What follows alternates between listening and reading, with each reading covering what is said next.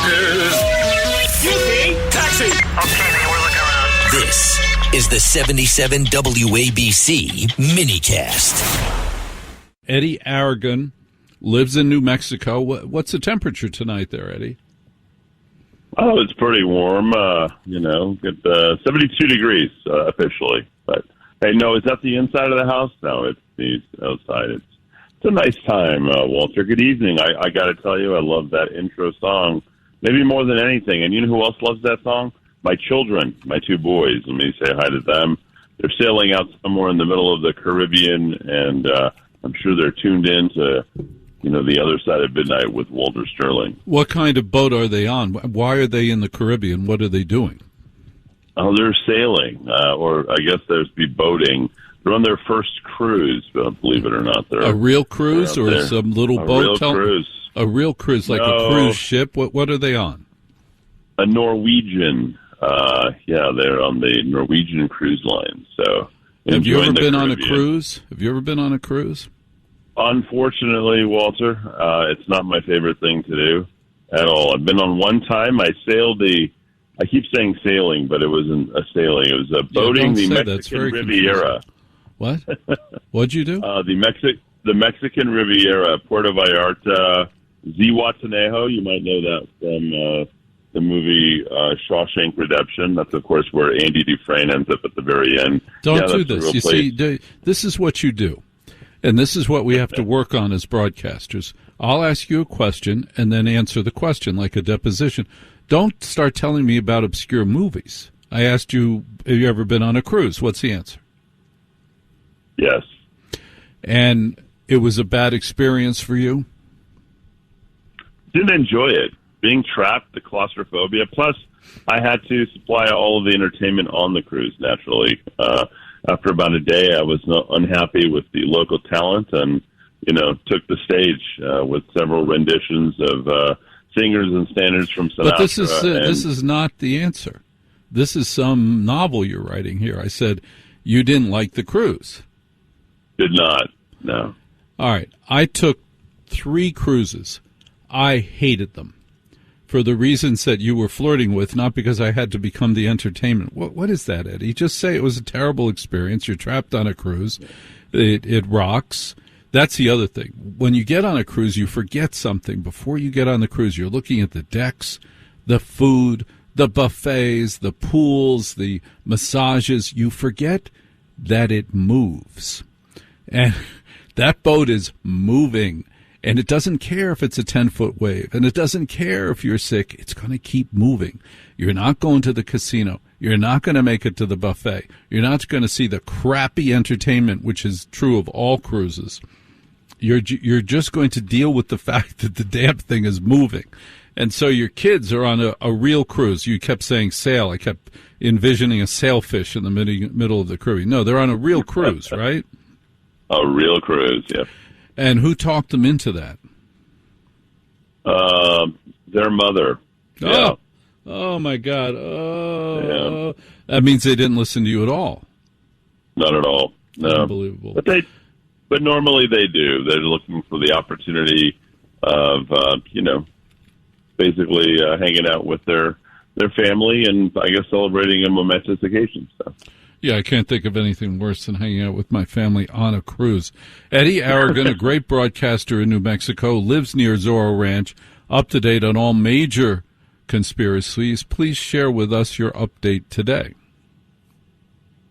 Lindsey Graham, you heard about it at the very top of the hour. This thing is spurring major conspiracies all over the place, Walter. Very interesting what's going on. And it's turning into who killed Lindsey Graham. And it's this, what? I thought he just died of an aortic tear. Well, if you even search this right now, you've got everything. Yes, believe it or not, PBS has written about this just 10 hours ago. Lindsey Graham's sudden death spurs false claims. Wired magazine has something. There are endless conspiracy theory about Lindsey Graham. YouTube videos, of course, TikTok is all over this as well. And, let me try to the best of my ability here and summarize all this because, it's a lot of fodder. And we're, less than 72 hours from the time that we've heard his his death early Sunday morning. Actually, less than really 24 hours. His sister is taking over at the helm and replacing him. So here's what really this is an article that actually just came out from PBS that is talking about these false claims that are out. An onslaught of posts.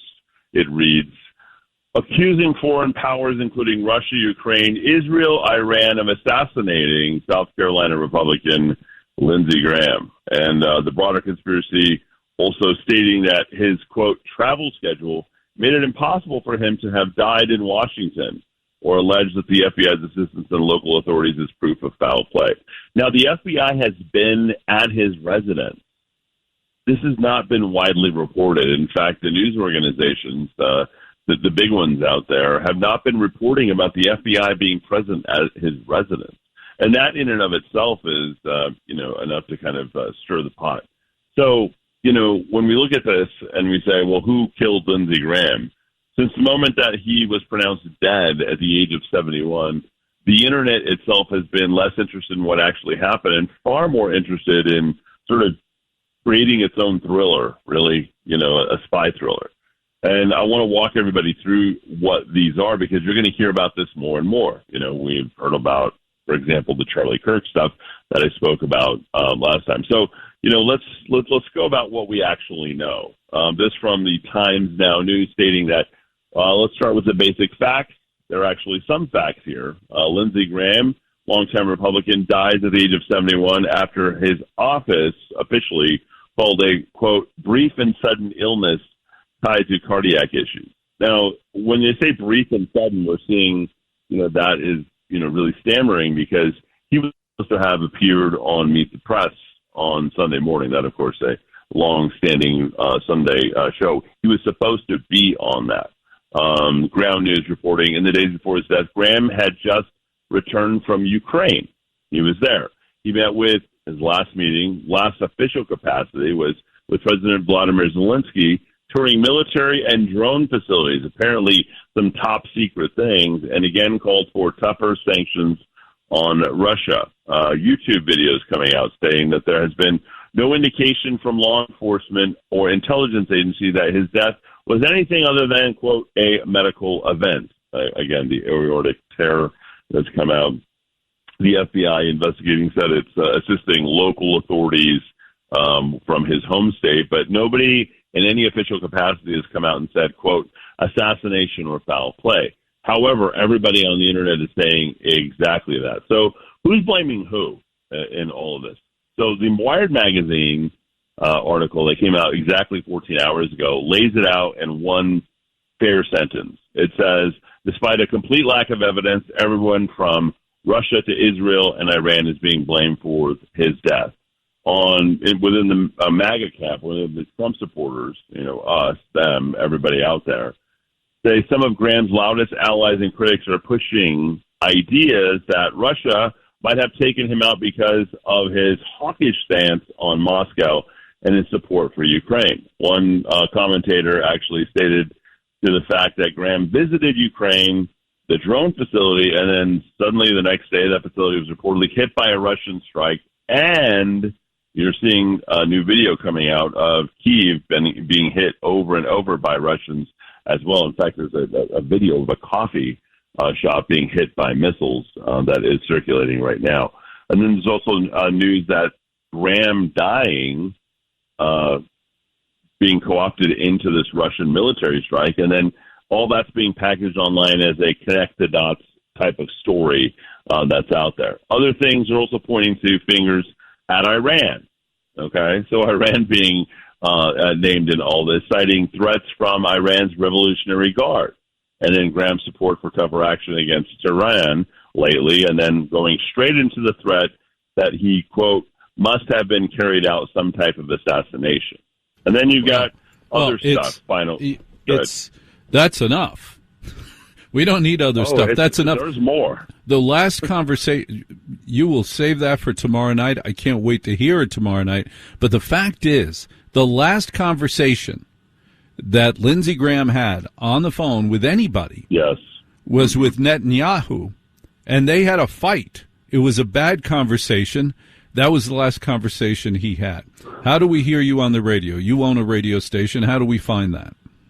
You can see us rockoftalk.com. Do you want me to elaborate very quickly on that last exchange? No, we've done enough. We've committed enough crimes here, enough radio crimes, but I do want to hear about that tomorrow when you've had time to gather more facts. Is that fair? Fair enough. Okay. Eddie Aragon, what's the radio station? rockoftalk.com. It's AM 1600 KIVA in Albuquerque, New Mexico.